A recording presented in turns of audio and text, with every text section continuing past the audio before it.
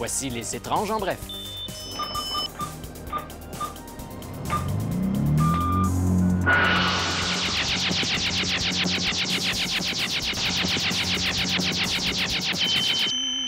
Inde.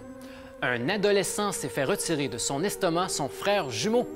En effet, suite à une opération chirurgicale, les médecins ont découvert un amas de chair, de dents et de cheveux dans les viscères du jeune homme de 18 ans.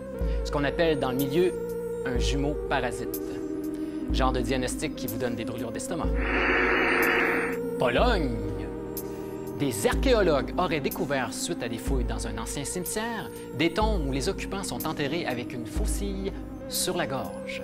En effet, selon d'anciennes croyances, cette pratique permettrait d'empêcher les morts de revenir parmi les vivants.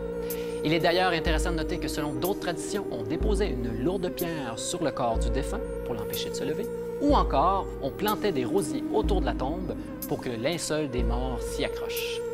Astucieux, ces Polonais. Espagne. On sait que la musique est une bonne chose pour le développement des nouveau-nés. Les futures mamans seront heureuses d'apprendre qu'elles peuvent désormais faire écouter leur musique préférée à leur enfant avant même qu'ils naissent grâce au BabyPod. Comment cela fonctionne-t-il? C'est bien simple. Vous téléchargez votre musique dans l'appareil, vous l'insérez dans vos organes reproducteurs et puis le tour est joué. Un seul point négatif, la technologie développée par une compagnie de Barcelone ne comprend pas le Bluetooth. Donc, si vous voulez écouter la même musique que votre fœtus, vous devez brancher vos écouteurs directement dans l'appareil. Malaisie. 3 Boeing 747 sont abandonnés sur le tarmac du principal aéroport de ce pays de l'Asie du Sud-Est depuis plusieurs semaines déjà, et on ne sait toujours pas à qui ils appartiennent. Les autorités de l'aéroport ont publié une petite annonce dans un journal malaisien, mais cela semble n'avoir rien donné. Donc, si l'un ou les propriétaires regardent l'émission en ce moment, veuillez communiquer avec l'aéroport international de Kuala Lumpur. Canada. Il y a quelques jours, le site de Radio-Canada annonçait qu'un jeune homme aurait observé un ovni dans le ciel de l'île du Prince-Édouard. Vidéo à l'appui.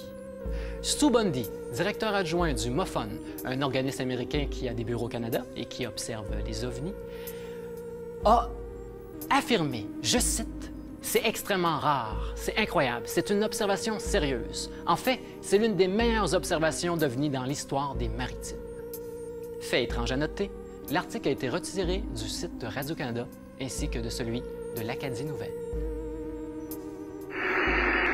Mexique. L'artiste Carsa Sebera a créé des fausses peaux d'ours, comme celles qui se retrouvent devant votre foyer, mais à l'image de trafiquants de drogue mexicains. Des œuvres d'un réalisme saisissant. Selon l'artiste, l'objectif serait de déshumaniser ces criminels. Comme le dit le dicton, il ne faut pas vendre la peau du trafiquant avant de l'avoir tué, car sinon c'est lui qui risque d'avoir la vôtre. C'était mon conseil de la semaine.